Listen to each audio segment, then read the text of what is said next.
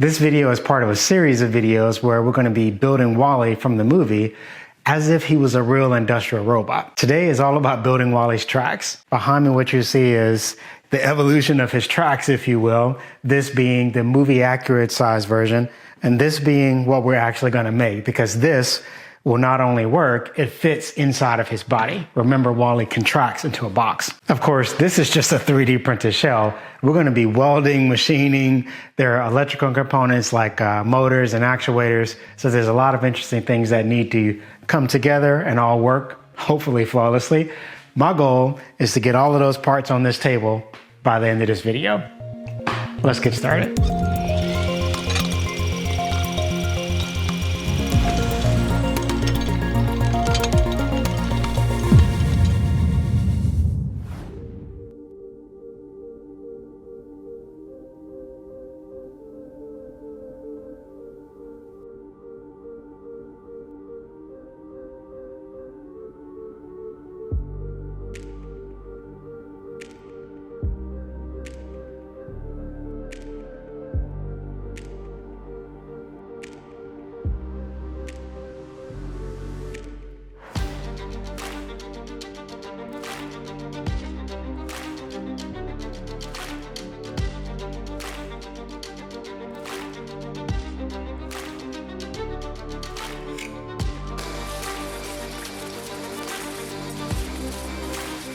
This piece of plate is left over from me salvaging parts from an old machine, and I have no idea what kind of aluminum it is. But 1-inch thick aluminum plate is pretty expensive, so we're gonna take a chance on it anyway. Once we get done machining off the top and the bottom layer, it won't look quite so rough as the way it looks now. And also, all of the holes in the plate can easily be covered up by my hubcaps and just orienting the part carefully. I also don't have any tools that can cut a piece of metal this big, so we're gonna have to improvise by using a circular saw and just cutting nice small passes.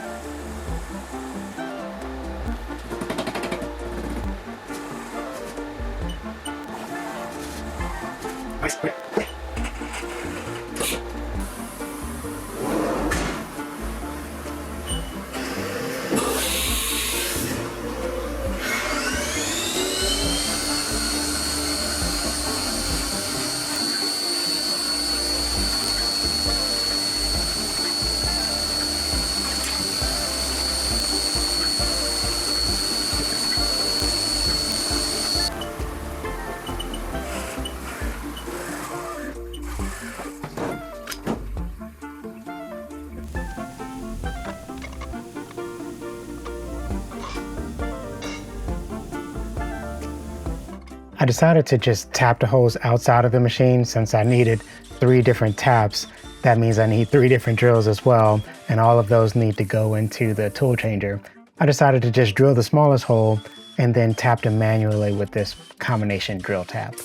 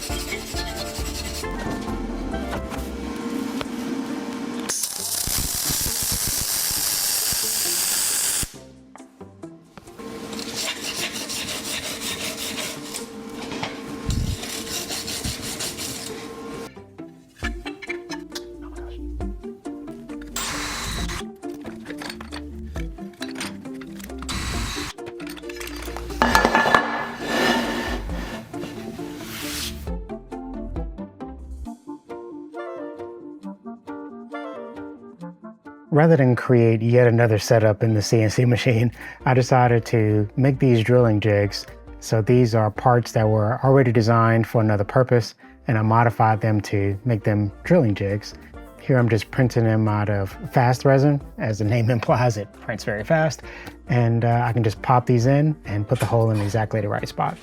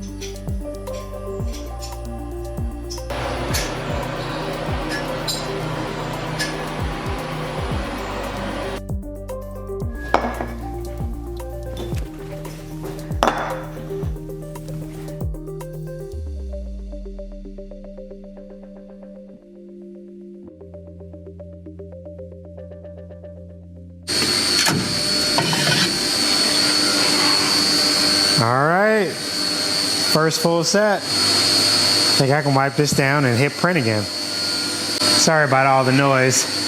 We are machining some Wally parts over there. I've run the program 3 times now, so pretty confident we're not gonna have any crashes. It's looking pretty good. So let's keep this going.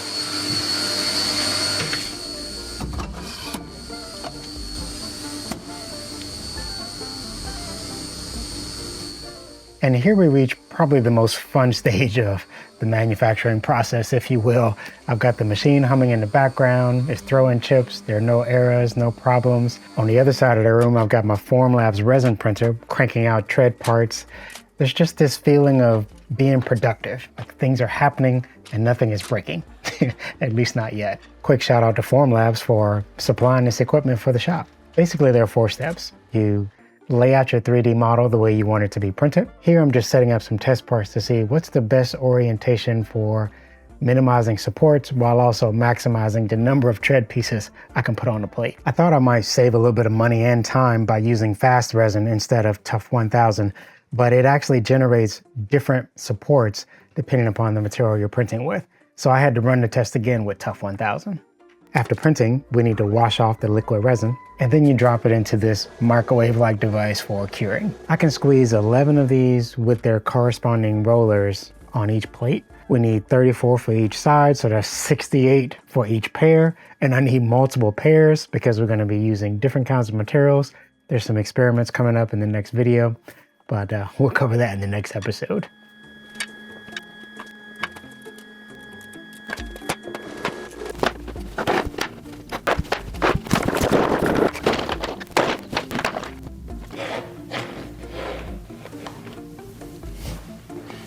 There's several other parts where I didn't need the strength of aluminum. For example, these parts are Tough 2000 with a little bit of black ink added to darken the color a little bit. And some of them are just decorative, like the hubcaps.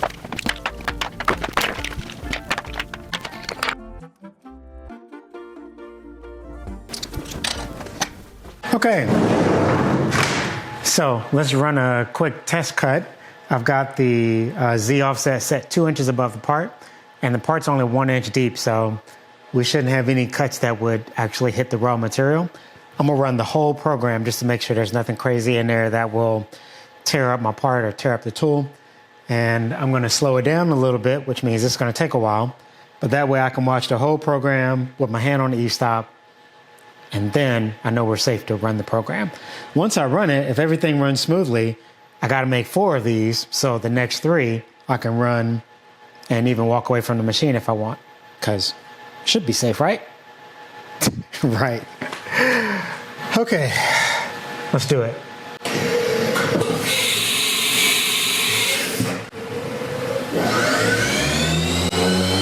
Okay, already got a problem.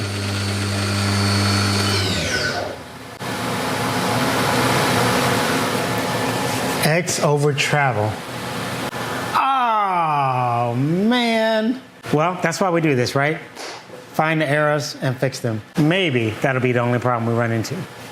Okay, I think we're ready to try this again. I realized that I had the x-axis pointed in the wrong direction. So let's load the new program and hope it works this time.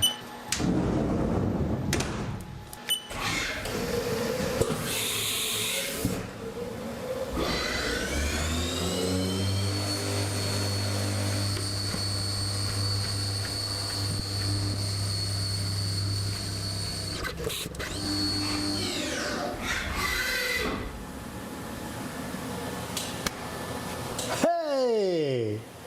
Okay, so I sped the program up a little bit there towards the end to save some time, but nothing looks scary, so let's do the real deal.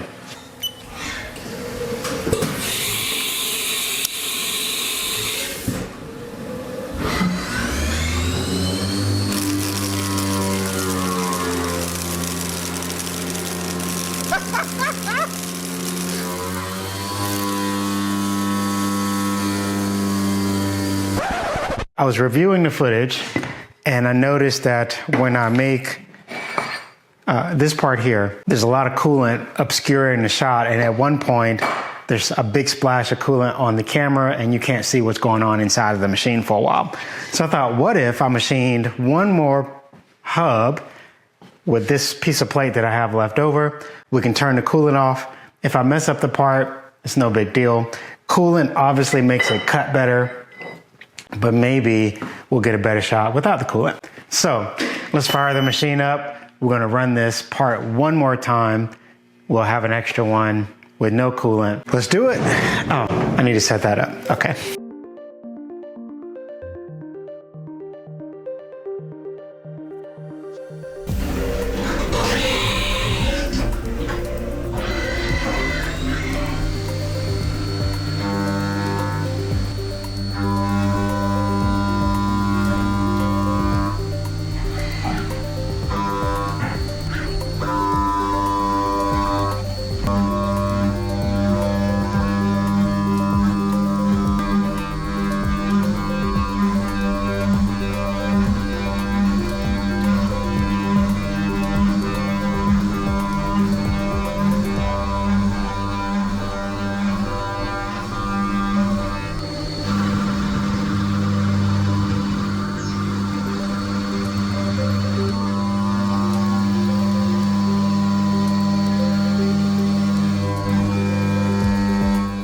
despite making this part 5 times now, I still managed to have some kind of problem with each shot, whether it was coolant covering up the view of the camera or the battery going dead in the camera, issues with the lighting.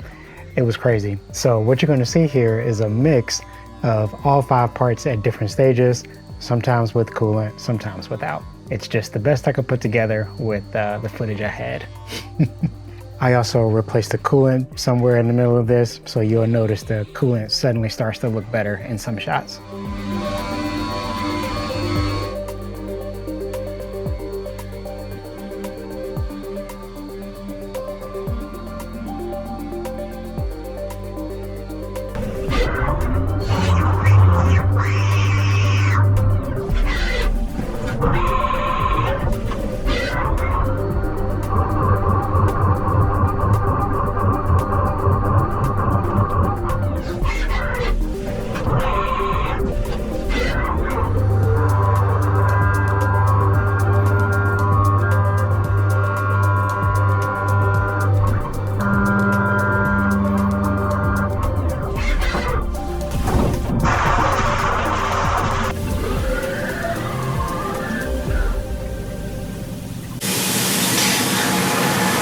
Well, there we go.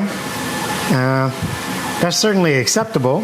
There's a couple of changes I need to make to the program, but I think this is pretty close. I don't know exactly what material this is. I just know it's aluminum plate, and I was hoping that this was 6061, but the way it's cutting, I'm not entirely sure. It seems to be gumming up a little bit more than I expected. I don't know. It could just be my tools and my speeds and feeds, who knows. I'm very much an amateur machinist, so I have no idea. I'm just making an educated guess. Let's do number 2.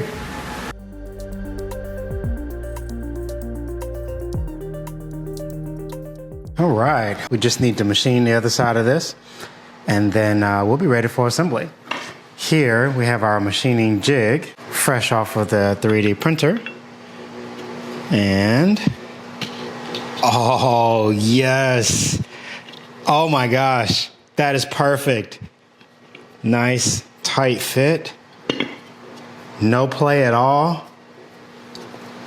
Look at that, isn't that beautiful? Let's get this in the machine.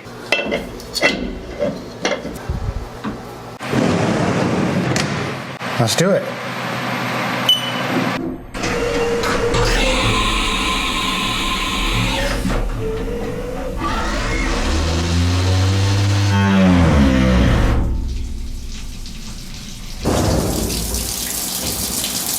What? Okay, what are we doing here? Oh man. Okay, this is why you should air cut your entire program every single time. It doesn't matter how small a change you think you're making. Somehow I flipped the orientation of the part. Oh my gosh. Basically the machine is trying to cut up from the bottom, which is why it dived in so far. It's ridiculous. I should know better. I've crashed enough parts at this point to know that you should air cut the whole program every time. Just every time. Now I got to reset up the machine and try all that again. Hopefully I didn't damage my 3D printed jig. Yeah, I better start printing another one just in case. I probably did. Okay, so while I'm fixing this program, I'm going to run that 3D print, and then we will air cut the whole program. Then we can cut out the bottoms. All right, let's do that. Fortunately, I didn't damage the tool too much. I definitely chipped the cutting edge there, so I'm going to take this out, flip it around, and hopefully we won't have any more problems. Jeez. So we got a fresh cutting edge on the tool. I've reset the part back in the vise. I did 3D print a new jig, but the one that's in there, it looked fine. So I pushed it back up against the hard stop, which means we should be within a few thousandths of the original hole. I'm going to check it again, but for now I just want to air cut over the part and make sure there's nothing crazy going on in the program. Let's hit cycle start and see what happens.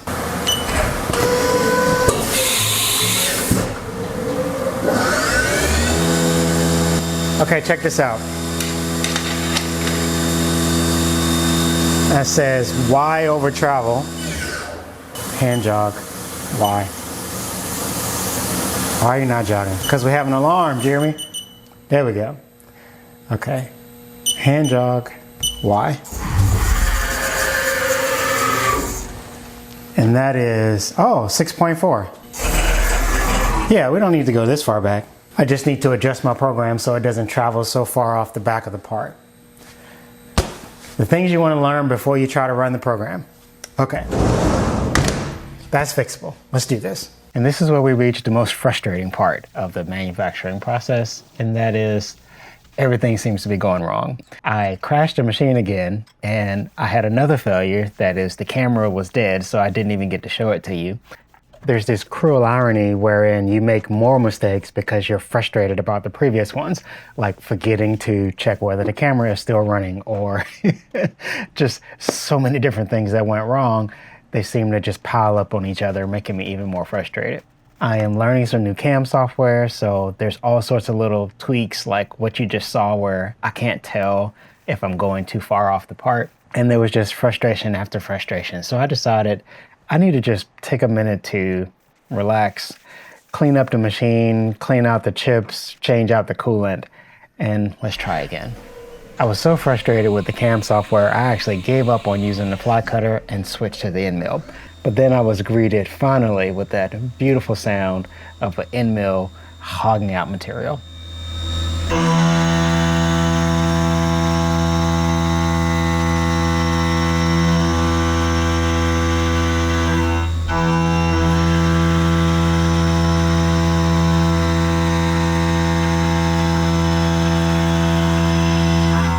The step over that I'm using here is way too big at 85%, but I was basically just trying to hog out as much material as I can, since I don't actually care that much what the part looks like.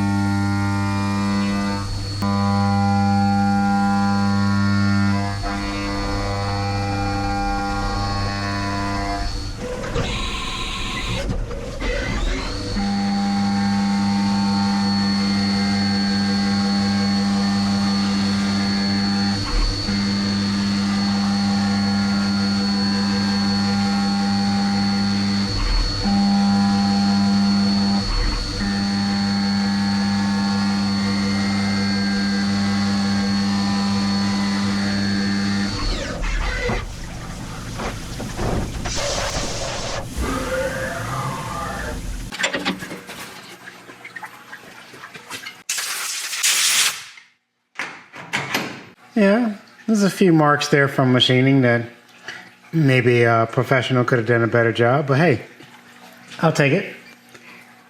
So right here, we'll have my little hubcap, and this piece will just snap in there like that. Nice snug fit. And once you paint this, you won't be able to see the difference.